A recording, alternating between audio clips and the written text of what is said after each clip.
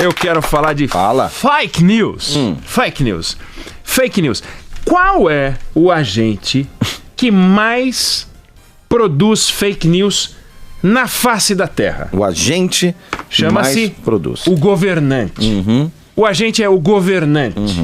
O segundo é o político em geral que não governa nada. Alguns deles deveriam governar, não governam. Mas o governante é o maior produtor de fake news do mundo. Assim como... Os seus insetos são abelhas? É difícil dizer, viu? Não sei. Mas se fossem... Os apiários, os que trabalham com abelhas, são os que mais produzem mel. Os governantes são os que mais produzem fake news. E eles produzem fake news o tempo inteiro, sempre acusando a imprensa de produzir fake news. Sempre são os outros que produzem fake news, mas são eles que produzem fake news. Então eles produzem fake news quando eles dizem ter feito algo que não fizeram, quando eles prometem que estão fazendo algo que não estão fazendo, e é o tempo inteiro, é uma atrás da outra, nessas cheias que a gente está vendo, nessas enchentes dramáticas, Belo Horizonte, Minas de um modo geral, Espírito Santo, interiorzão, Rio de Janeiro, agora São Paulo. Você olha e vai ouvir os governantes, tem o né? Essa água podre da SEDAI, veja bem, Geosmina, a Generva, a Gevenerza, como é que chama? A Genersa. É tudo fake news, é uma enganação, uma empulhação. E a empulhação das empulhações, o momento em que eles se superam, é quando eles dizem que eles estão preocupados com o nosso bolso. Em respeito ao cidadão, em respeito ao contribuinte, eles sempre falam que estão preocupados com o dinheiro do contribuinte, né? Com o contribuinte e o caramba, né? Porque a gente paga porque eles mandam. Não é uma contribuição. Eu não contribuo com nada. Eles vêm lá e arrancam o dinheiro. Vai não pagar. Vai não pagar o que você não deve. Não só o que você deve, o que você não deve. Ou não deveria ter que pagar. Ou deveria ter o direito de receber por aquilo que paga. Aqui deve ter sido algum Ventraub. Algum cobrador de impostos. Cobrador de impostos. Deve ter sido algum cobrador de impostos. Te espero na saída. 2h05 lá fora. Mas eu digo isso porque ontem a gente viu uma dessas cenas que eu considero ridículas, que são os governadores brasileiros reunidos em Brasília, discutindo com uma seriedade, emprestando uma seriedade em suas declarações sobre carga tributária. Não vamos discutir na reforma tributária se nós vamos reduzir a carga sobre os impostos. Agora não seria correto, o importante é que seja feito no âmbito, eles gostam de falar âmbito de uma reforma tributária. Que não virá nunca. Mas é confortável jogar.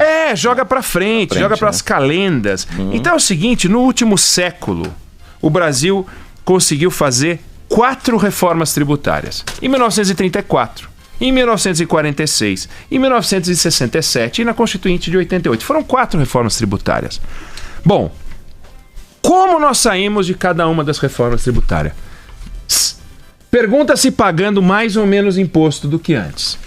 Não preciso responder que em 1947 a gente pagava 13,8% de carga tributária, foi para 14%, foi para 15,7%, foi para 16,40%, foi para 18%, e aí foi subindo 17%, 20%, 25%, 24%. E assim foi. Hoje nós pagamos quase 35% de carga tributária. Toda vez que eles disseram que iam cuidar dos nossos interesses, os nossos interesses ficaram de lado e eles pegaram mais dinheiro do nosso bolso.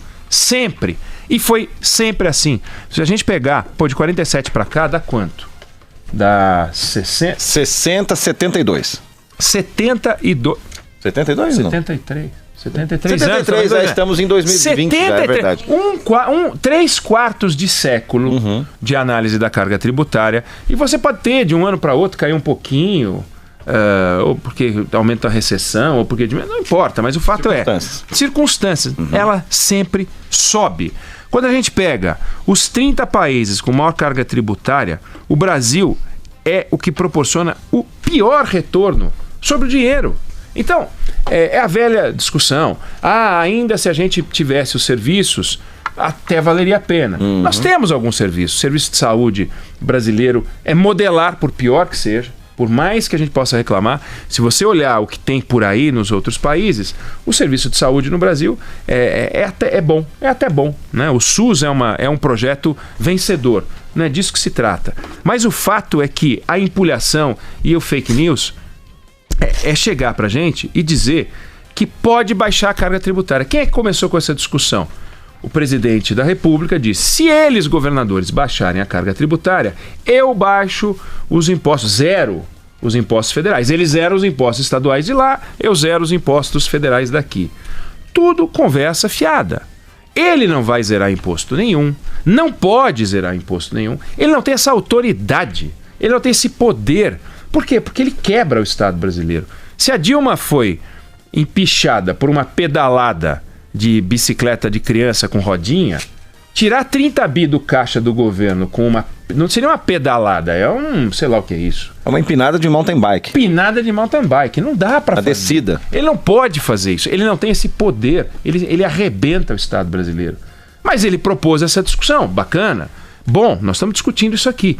Os governadores se reúnem, porque afinal o presidente falou isso e ficou do lado do contribuinte, sugerindo que ele estava do nosso lado, preocupado com o nosso bolso. E os governadores falaram: pô, e agora? Aí eles começam a dar declarações em nome da racionalidade, e ficam naquela posição desconfortável de defender impostos. E ele na posição confortável de atacar os impostos. Mas nenhum dos dois baixa os impostos. Se ele está querendo atacar os impostos, por que ele não baixou? Por que ele não chamou o Paulo Guedes e disse: tire, zere os impostos federais do combustível? Qual o problema? E dá o exemplo. Não pode. E os governadores se reuniram e falaram a empulhação das empulhações, que é: vamos fazer a reforma tributária e com isso baixar a carga. Nunca a gente baixou a carga tributária. É um assinte, é uma agressão. Quando a gente pega alguns países do mundo, comparando com carga tributária, a gente vai achar países com carga tributária, por exemplo, como a Suécia, que tem 44% de carga tributária. 44% de carga tributária é inacreditável, né? Agora vai ver como é que é a vida do sueco, do ponto de vista do retorno do serviço público. Vai ver como é a vida do finlandês, do ponto de vista do retorno do serviço público, que está no mesmo patamar, é um pouquinho mais baixo que na Suécia. Na Dinamarca também, um pouquinho, mas pouquinho é meio ponto percentual do PIB, porque eles estão na casa do 44%, 43,5%, né? A gente pega alguns países e olha e vê, bom, mas e os países que estão progredindo e estão em desenvolvimento? Todos eles são mais baixos. Você pega o que aconteceu na Irlanda. A Irlanda tem 22% de carga tributária, né? Os Estados Unidos têm 27% de carga tributária. Por que a gente não consegue operar com 27% de carga tributária? Porque o Brasil criou um modelo engessado, torto, tosco. Não é de proteção social, não, porque nessa hora todo mundo vai falar do SUS, fala do Bolsa Família, etc. Mas a gente conseguiu fazer um negócio incrível. No passado, o nosso sistema tributário era todo concentrado no governo federal. Aí eles foram descentralizando, e para poder descentralizar e não perder o dinheiro no governo federal, precisaram aumentar a quantidade de impostos cobrados. E foi aumentando, e é sempre assim. Então a gente pega, por exemplo, quando começou a industrialização nos anos 50. Até 1978 a gente conseguiu operar com uma carga tributária na casa dos 25% do PIB, até 1978. Então quando alguém fala do milagre e atribui ao governo militar os feitos daquele tempo, bom, feitos de um país que tinha 22%, 23%, 24% de carga tributária. No ano de maior crescimento do Brasil, ou um dos anos, que foi 1973, a gente teve 25% de carga tributária. 25 contra 35, 10 pontos sobre 25 é quase metade a mais. Uhum. É quase metade a mais. Então a gente aumentou em quase 50% o volume de impostos, sobre uma base de 25 pontos percentuais, fomos para 35. Como é que você consegue tirar mais um bolo de dinheiro do bolso das pessoas e querer que elas invistam do jeito que investiu no tempo que você tirava só 25? Só não, mas 25 era um número razoável. A Irlanda, como eu falei, tira 23% do PIB do bolso do seu cidadão, em média, né? Em média. Por que a gente não consegue fazer isso? Porque a gente tem um sistema em que o Estado manda na sociedade e não serve à sociedade. É o que faz a Constituição de 1988, ela produziu um texto que é extremamente nocivo. Ele engessa todo mundo. Ele fez com que os personagens de 1988 tivessem medo dos personagens que fossem governar o Brasil em 1998, em 2008, em 2018. Tinham medo. E qual era o medo? É o medo que mexessem nas estruturas de poder, nas corporações, nos salários. E o que acabou acontecendo é nós fomos criando fundos de investimento, fundos disso, fundo daquilo, é dinheiro para a Amazônia, é dinheiro para o Nordeste, é dinheiro para o Sudeste, é dinheiro para o Centro-Oeste, é dinheiro para o Sul, é dinheiro para todas as regiões. Legal. Vai desmontar isso tudo e vai olhar detalhadamente para onde foi esse dinheiro. Esse dinheiro foi para o bolso do pobre? Não. Esse dinheiro foi para o bolso do rico. Do mesmo jeito que o BNDES fez um trabalho de concentração de recursos no governo Lula, que é pegar o dinheiro subsidiado do FGTS e transferir para o bolso dos ricos empresários escolhidos pelo Estado, aconteceu a mesma coisa com Sudene, Sudã. São escândalos dos quais a gente nem se recorda mais, mas foram estruturas de poder montadas para financiar o enriquecimento de famílias. Famílias que estavam associadas ao poder central, famílias que estavam associadas aos cargos, que conseguiam indicar os deputados, financiar os senadores.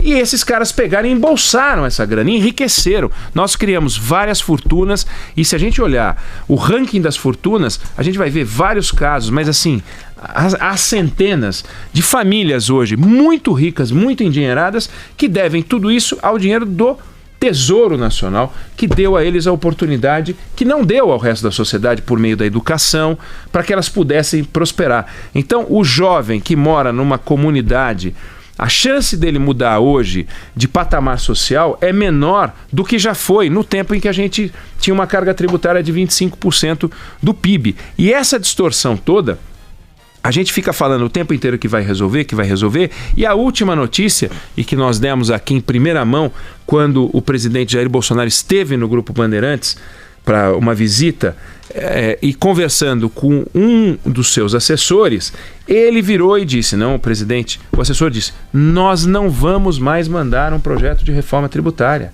O projeto de reforma tributária será do Congresso. Essa notícia foi confirmada agora. O Paulo Guedes disse que não vai ter mais projeto de reforma tributária. Então o governo não vai mais tomar a iniciativa de mudar o sistema de arrecadação de tributos do Brasil. Por quê? Porque já viu que é uma fedentina meter a mão nisso. É perder. É jogar para perder. É o Brasil entrar contra a Alemanha naquela fatídica partida do 7-1. A gente entrou para perder, a gente não sabia. Mas agora o governo já sabe. Então disse o seguinte, olha, reforma tributária é coisa para o Congresso. Os governadores, diante dessa discussão dos combustíveis, falam, reforma tributária é coisa do Congresso. Lá na reforma tributária, a gente vai discutir os impostos no Brasil. É uma loucura. A carga tributária brasileira foi de 7% em 2020. Em 1920 era 7%. E, obviamente, a gente não tinha um monte de coisa em 1920, né? Não tinha avião, então não tinha aeroporto, não tinha aeronáutica em 1920. Agora, nós estamos na casa superior a 35%. E essa carga tributária, ela, de 1920 para 1958, olha como a gente salta rápido. A gente saiu de 7% do PIB para 19%. 7 para 19 é quase 3 vezes. Seria 21 vezes. Uhum. Pô, em 40 anos a gente triplicou a carga tributária, sem nenhum constrangimento. Vai lá e arranca o dinheiro das pessoas. E vai. E o Estado foi se fortalecendo e ele foi ganhando uma capacidade de impedir a reação das pessoas. Tanto que a nossa capacidade de reação mais expressiva da nossa história recente é 2013. Quando a gente vai às ruas e pede, nós queremos isto e aquilo padrão FIFA, né? E nós não conseguimos.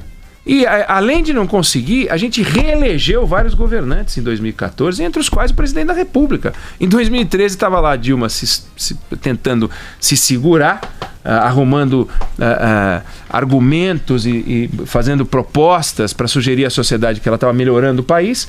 Em 2014 ela conseguiu se reeleger. Olha só o que a gente apronta, né? Agora, em 2018, a gente vai e troca o presidente da República e coloca o presidente Bolsonaro.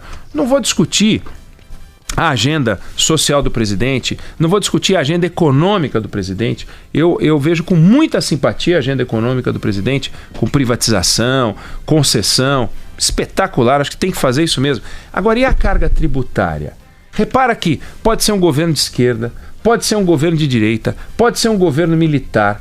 Nós tivemos um governo de esquerda em 1962, 3. Todos aumentam a carga, eles são todos iguais, eles combinam. Não tem um que entra. O Estado Novo não baixou a carga tributária. A República Velha do Império para a República, nós não baixamos a carga tributária. Pode mudar o modelo, pode mudar o nome, pode mudar o estado de onde vem. Pode ser a política do café com leite, pode ser a política do Guaraná com sei lá o quê. Açaí. Com açaí, ou com pipoca com Guaraná. Não muda nada. Sempre sobe a carga tributária. E nós estamos num caminho, o presidente disse assim, no more tax, né? Ele falou, não vou aumentar a carga tributária. Ok, mas e eu vou baixar a carga tributária? Então ele vem na forma de bravata, se eles me disserem que eu faço também. E os governadores, sugerindo que estão preocupados com o país, entram nessa mesma lereia. E resultado, nós vamos continuar pagando impostos. E com o temor de que não vai sair reforma tributária alguma. Começa a ter um cheiro ruim de fio queimado, de que essa reforma tributária está andando de lado para ficar andando para trás, como sempre foi. E quando houve a reforma tributária, infelizmente, os impostos subiram. Então, fake news... Quem produz é governante, e quando o assunto é reforma tributária, eles são muito malandros, mas muito malandros, e jogam a carga nos críticos, nas pessoas de oposição, nos artistas, na imprensa. Os maiores produtores são os governantes. Nunca se produziu tanto fake news quanto agora, e pelos governantes, e no assunto carga tributária é de dar vergonha.